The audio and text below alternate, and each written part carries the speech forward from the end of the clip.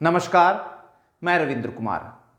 कक्षा 12 की public administration लोक प्रशासन की किताब है और इसी किताब का अध्याय 5 संघ लोक सेवा आयोग। आज हम करेंगे यूपीएससी।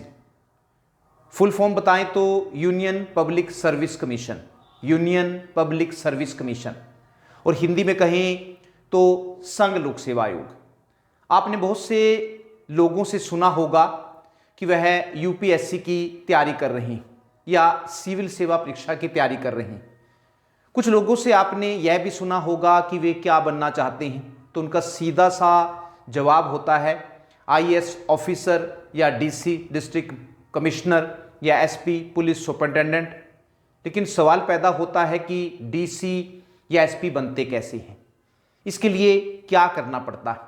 तो इसका सीधा सा जवाब है कि इसके लिए एक परीक्षा पास करनी होती है जिसे सिविल सेवा परीक्षा कहते हैं, और यह परीक्षा संघ लोक सेवा आयोग यानी यूपीएससी लेता है।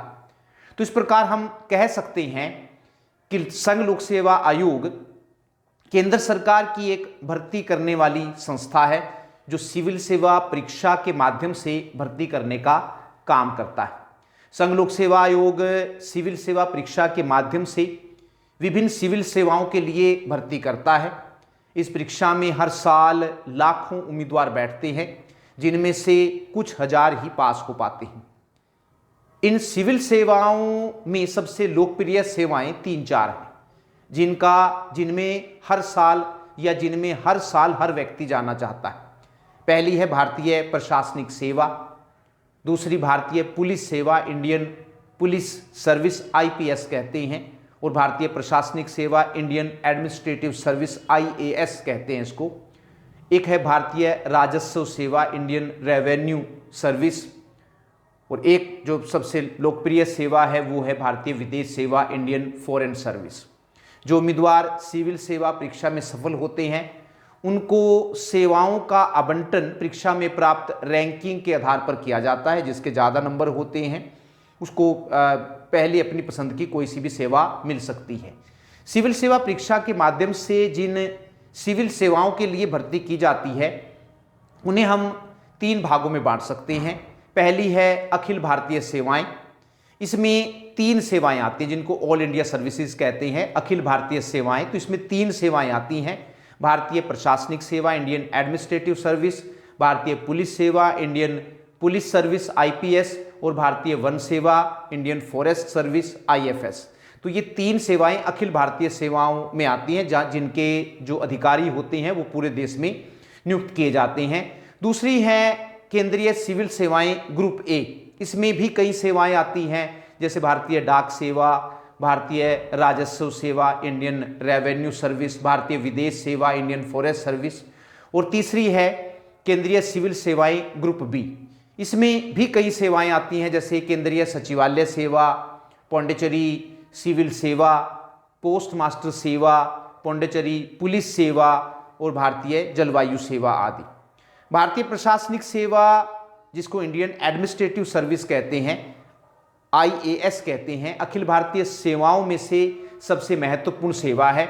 इस सेवा के अधिकारी सरकार की नीतियों को बनाने और लागू करने के लिए जिम्मेदार होते हैं। भारतीय प्रशासनिक सेवा के उम्मीदवारों को, यानी कि इंडियन एडमिनिस्ट्रेटिव सर्विस के जो चुने गए कैंडिडेट होते हैं, उनको लाल बहादुर शास्त्री राष्ट्रीय प्रशासन अकादमी मसूरी में प्रशिक्षण दिया जाता है, और यह सबसे लोकप्रिय सेवा है जिसमें हर कोई जाना चाहता है। उसके बाद आती है भारतीय पुलिस सेवा। तो भारतीय पुलिस सेवा भी अखिल भारतीय सेवाओं में से एक मुख्य सेवा है। जिन लोगों का चयन भारतीय प्रशासनिक सेवा, इंडियन एडमिनिस्ट्रेटिव सर्विस में नहीं हो पाता है, तो वे दूसरे नंबर पर भारतीय पुलिस सेवा का चयन करते हैं। इस सेवा के अधिकारी भी पुलिस सेवा में वरिष्ठ पदों पर पदासीन होते हैं। इस सेवा में चयनित अधिकारियों को सरदार वल्लभ भाई पटेल राष्ट्रीय पुलिस अकादमी हैदराबाद में प्रशिक्षण दिया जाता है। और एक और सेवा है अखिल भारतीय सेवा, भारतीय वन सेवा। तो अखिल भारतीय सेवाओं में से भारतीय वन सेवा भी एक महत्वपूर्ण सेवा है। इस सेवा के अधिकारी वन महानिदेशक या मुख्य वन संरक्षक के पद पर नियुक्त किए जाते हैं।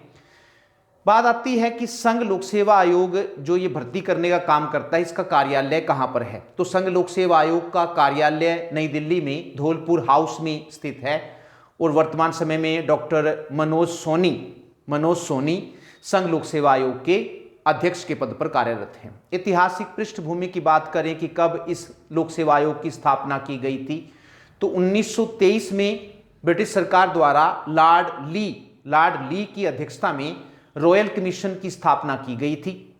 इस आयोग का काम सिविल सेवाओं को बेहतर बनाने के लिए सुझाव देना था, यानी कि रॉयल कमीशन का जो काम था वो ब्रिटिश सरकार को सिविल सेवाओं को बेहतर बनाने के लिए सुझाव देना था। 1924 में आयोग ने अपनी रिपोर्ट ब्रिटिश सरकार के सामने पेश की और सिविल सेवाओं में भर्ती के लिए लोक सेवा आयोग की स्थापना करने का सुझाव दिया। आयोग के सुझावों को मानते हुए 1 अक्टूबर 1926 को लोक सेवा आयोग की स्थापना की गई और सर रॉस बेकर इसके पहले अध्यक्ष बनाए गए। सर रॉस बेकर इसके लोक सेवा आयोग के पहले अध्यक्ष बनाए गए, लेकिन उस समय इसे लोक सेवा आयोग ही कहा जाता था।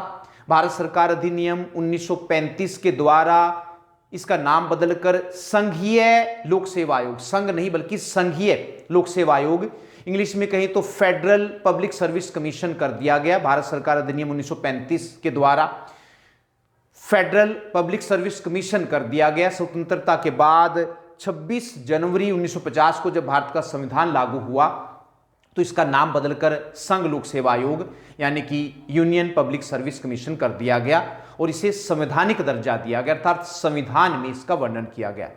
भारत के संविधान के भाग 14 में एक इंपॉर्टेंट लाइन है जो आपने याद रखनी है कि संविधान के किस भाग में किस धारा में इसका वर्णन है। तो भारतीय संविधान के भाग 14 में अनुच्छेद 315 से लेकर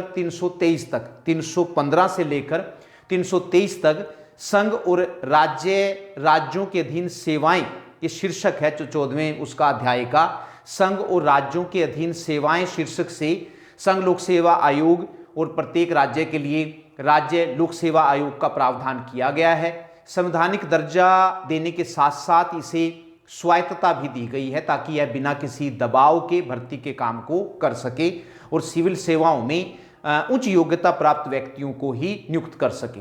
एमवी पायली ने लिखा है कि लोक सेवा आयोग का काम 2 प्रकार का होता है। पहले अयोग्य लोगों को लोक सेवा से बाहर रखना और दूसरा योग्य व्यक्तियों को लोक सेवा में लाने का प्रयास करना। संगठन कैसा होता है, कितने जो सदस्य हैं इसमें होते हैं, तो संघ लोक सेवा आयोग के संगठन के बारे में संविधान में केवल इतना कहा गया है कि संघ लोक सेवा आयोग में एक अध्यक्ष तथा कुछ अन्य सदस्य होंगे। ध्यान से समझने वाली बात है कि सिर्फ संविधान में इतना कह रखा है कि संघ लोक सेवा आयोग में एक अध्यक्ष तथा कुछ अन्य सदस्य होंगे। अध्यक्ष तो एक होगा लेकिन कुछ अन्य सदस्य होंगे। संविधान में यह स्पष्ट नहीं किया गया है कि संघ लोक सेवा आयोग में अन्य कितने सदस्य होंगे। यह तय करने की जिम्मेदारी राष्ट्रपति को सौंपी गई है। इन सभी की नियुक्ति राष्ट्रपति द्वारा की जाएगी। ये साफ लिख रखा है कि जितने भी सदस्य होंगे, चाहे वो अध्यक्ष हो या अन्य हो, उन सभी की नियुक्ति राष्ट्रपति द्वारा की जाएगी। और वर्तमान समय में संघ लोक सेवा आयोग में एक अध्यक्ष तथा 10 अन्य सदस्य हैं, तो कुल मिलाकर 11 सदस्य हैं। संविधान में संघ लोक सेवा आयोग के सदस्यों की योग्यता के बारे में भी कोई स्पष्ट बात नहीं कही गई है। केवल इतना कहा गया है कि संघ लोक सेवा आयोग में कम से कम आधे सदस्य ऐसे होने चाहिए जो कम से कम 10 साल तक के लिए सरकारी सेवा का अनुभव प्राप्त कर चुके हों। क्या योग्यता होगी इसके बारे में स्पष्ट प्रावधान नहीं किया गया है। केवल इतना कहा गया है कि संघ लोक सेवा आयोग में कम से कम आधे सदस्य ऐसे होने चाहिए जो कम से कम 10 साल तक सरकारी सेवा में अनुभव प्राप्त कर चुके हों। इसलिए राष्ट्रपति आयोग के अध्यक्ष तथा अन्य सदस्यों का चयन करते समय इस बात का ध्यान रखता है कि आयोग के आधे सदस्य ऐसे व्यक्ति हों जिन्होंने अपने नियुक्ति काल में कम से कम 10 साल तक केंद्र और राज्य सरकार के अधीन काम किया हो। संविधान सभा में डॉक्टर बी.आर. अंबेडकर जी ने भी कहा था कि उस व्यक्ति से उपयुक्त कोई अन्य व्यक्ति नहीं हो सकता जो स्वयं लोक सेवाओं से संबंध रखता हो। आयोग के सदस्यों की योग्यता के बारे में डॉक्टर B.R. अम्बेडकर ने कहा था, उद्धृत कर रहा हूं मैं, कि उस व्यक्ति से उपयुक्त कोई अन्य व्यक्ति नहीं हो सकता जो स्वयं लोक सेवाओं से संबंध रहा। कार्यकाल कितना होता है? तो संघ लोक सेवा आयोग के सदस्यों की नियुक्ति 6 साल या 65 वर्ष की आयु प्राप्त होने तक की जाती है। इनमें से जो अवधि पहले समाप्त हो जाती है, सदस्य को रिटायर कर दिया जाता है। उदाहरण के लिए, यदि कोई व्यक्ति 62 साल की उम्र में संघ लोक सेवा आयोग का सदस्य बना हो तो वह 65 साल की आयु प्राप्त होने तक ही संघ लोक सेवा आयोग का सदस्य रह सकता है और 65 साल की आयु प्राप्त होने पर उसे रिटायर कर दिया जाता है। तो संविधान की धारा 319 में यह साफ कहा गया, संविधान की धारा 319 में यह साफ कहा गया है। क्या कहा गया है कि संघ लोक सेवा आयोग के अध्यक्ष को कार्यकाल समाप्त होने के बाद उसी पद पर दोबारा नियुक्त नहीं किया जाएगा। ध्यान से सुनने वाली बात है ये कि क्या होगा रिटायर होने के बाद। संघ लोक सेवा आयोग के अध्यक्ष को कार्यकाल समाप्त होने के बाद उसी पद पर, यानी कि अध्यक्ष के पद पर दोबारा नियुक्त नहीं किया जाएगा और ना ही केंद्र और राज्य सरकार के अधीन किसी अन्य पद पर नियुक्त किया जाएगा। कई बार संघ लोक सेवा आयोग के अध्यक्ष को रिटायर होने के बाद किसी राज्य का राज्यपाल बना दिया जाता है। जैसे जब संघ लोक सेवा आयोग के भूतपूर्व अध्यक्ष AR किदवई को हरियाणा का राज्यपाल बनाया गया था, तो यह प्रश्न उठा कि क्या लोक सेवा आयोग के अध्यक्ष को या संघ लोक सेवा आयोग के अध्यक्ष को राज्यपाल बनाया जा सकता है। तब जबकि संविधान में यह साफ लिखा गया है कि संघ लोक सेवा आयोग के अध्यक्ष को रिटायर होने के बाद केंद्र और राज्य सरकार के अधीन किसी भी पद पर नियुक्त नहीं किया जा सकता है। तो इस बारे में यह तर्क दिया गया कि राज्यपाल केंद्र और राज्य सरकार के अधीन एक सरकारी पद नहीं है बल्कि संवैधानिक पद है, इसलिए उसे राज्यपाल तो बनाया जा सकता है लेकिन केंद्र और राज्य सरकार के अधीन सरकारी सेवा में दोबारा किसी पद पर नियुक्त नहीं किया जा सकता है। तो ये स्थिति वहां पर तब स्पष्ट हो गई थी कि राज्यपाल बनाया जा सकता है लेकिन केंद्र और राज्य सरकार के अधीन किसी पद पर दोबारा नियुक्त नहीं किया जा सकता है। अध्यक्ष के अलावा आयोग के अन्य सदस्यों को कार्यकाल पूरा होने के बाद संघ लोक सेवा आयोग के अध्यक्ष या फिर राज्य लोक सेवा आयोग के अध्यक्ष के रूप में तो नियुक्त किया जा सकता है यदि उनका कार्यकाल शेष हो।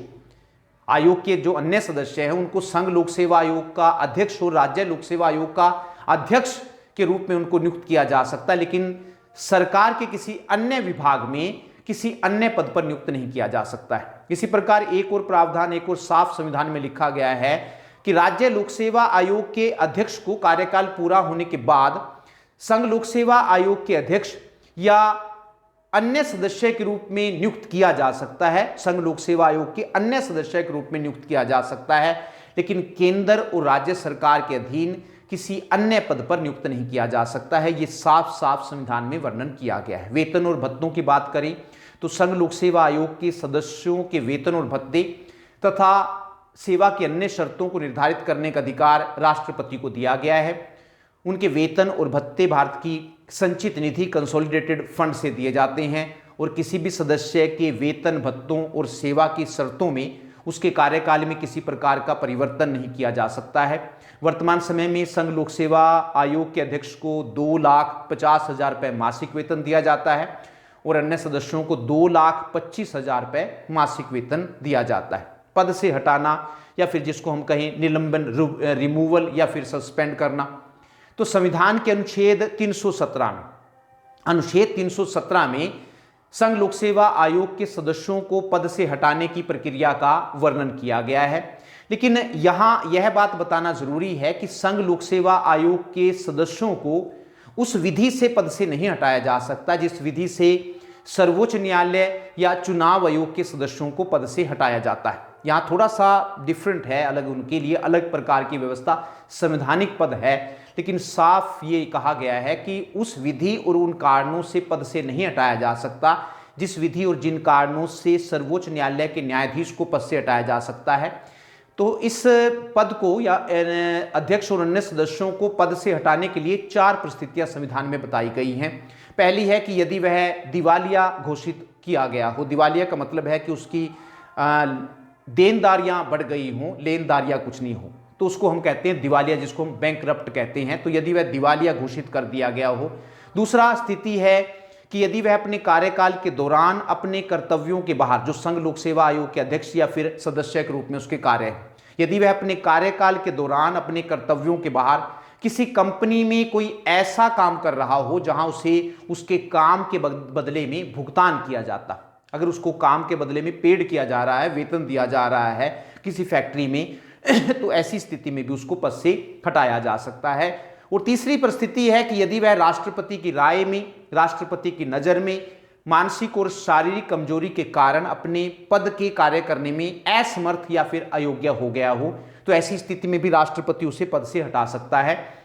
और चौथी स्थिति है यदि उसने किसी प्रकार का दुर्व्यवहार, मिसबिहेवियर किया हो, यदि उसने किसी प्रकार का दुर्व्यवहार किया हो, ऐसी स्थिति में राष्ट्रपति मामले को सर्वोच्च न्यायालय के पास भेजता है और यदि सर्वोच्च न्यायालय जांच के बाद निर्णय को बरकरार रखता है, उसके हटाने के निर्णय को बरकरार रखता है, तो राष्ट्रपति आयोग के अध्यक्ष या फिर सदस्य को पद से हटा सकता है। जब तक जांच पूरी नहीं हो जाती तब तक राष्ट्रपति उस सदस्य को निलंबित करके रख सकता है। यह राष्ट्रपति के विवेक पर निर्भर करता है कि वो क्या निर्णय लेता है।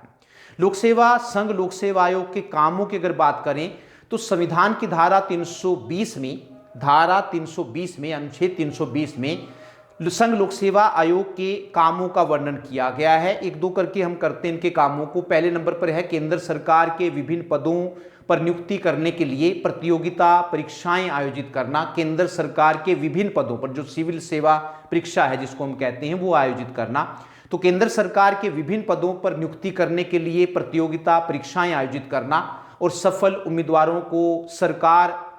उम्मीदवारों की जो लिस्ट है वो सरकार को सिफारिश करना। इस प्रकार आयोग केवल सलाहकारी संस्था है, सिर्फ सिफारिश कर सकता है।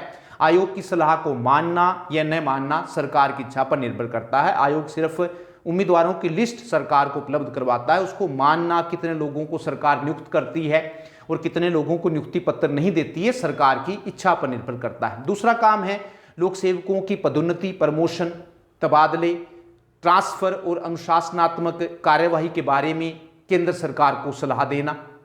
तीसरा, लोक सेवकों के पेंशन के दावों, क्षतिपूर्ति के दावों के बारे में केंद्र सरकार को सलाह देना। और चौथा काम है अखिल भारतीय सेवाओं के किसी अधिकारी के किसी अपराध में शामिल पाए जाने पर पद से हटाने की केंद्र सरकार को सलाह देना। छठा काम है किसी राज्य के राज्यपाल के कहने पर तथा राष्ट्रपति की अनुमति से राज्यपाल के कहने पर तथा राष्ट्रपति की अनुमति से राज्य लोक सेवा आयोग के रूप में काम करना। अगर किसी राज्य का राज्यपाल कहे तो ऐसी स्थिति में संघ लोक सेवा आयोग राष्ट्रपति की अनुमति से उस राज्य के राज्य लोक सेवा आयोग के रूप में काम कर सकता है। तब वो सारे के सारे जो काम हैं, प्रतियोगिता परीक्षाएं आयोजित करना, सरकार को सलाह देना कि जो सिलेक्टेड उम्मीदवार है उनकी लिस्ट सरकार को देना। अपने कामों की एक और काम है उसका संघ लोक सेवा आयोग का अपने कामों की वार्षिक रिपोर्ट तैयार करना और उसे राष्ट्रपति के सामने पेश करना। बाद में राष्ट्रपति इस रिपोर्ट को संसद के सामने पेश करता है। इस रिपोर्ट में उन बातों का वर्णन होता है जहां सरकार ने आयोग की सलाह को नहीं माना होता है। इस प्रकार आयोग विरोधी दलों को एक मुद्दा देता है कि सरकार ने किस कारण से आयोग की सलाह को नहीं माना। इसका सरकार को जवाब देना पड़ता है और कई बार विरोधी दलों की आलोचना भी सहन करनी पड़ती है। एक और आठवां काम है सिविल सेवकों के खिलाफ अनुशासनात्मक मामलों में केंद्र सरकार को सिविल सेवकों के खिलाफ अनुशासनात्मक मामलों में केंद्र सरकार यदि सिविल सेवा का कोई कर्मचारी के खिलाफ अनुशासनात्मक कार्यवाही करनी है, डिसिप्लिनरी एक्शन लेना है, तो ऐसी स्थिति में केंद्र सरकार को वो सलाह देता है। इस प्रकार हम कह सकते हैं कि संविधान में संघ लोक सेवा आयोग का कार्य केवल सलाह देना रखा गया है। आयोग द्वारा सरकारी पदों के लिए जिन उम्मीदवारों का चयन किया जाता है, आयोग द्वारा उनको सिर्फ नियुक्ति करने की सलाह दी जाती है। सरकार आयोग द्वारा चुने गए उम्मीदवारों को नियुक्ति देने के लिए किसी प्रकार से बाध्य नहीं है।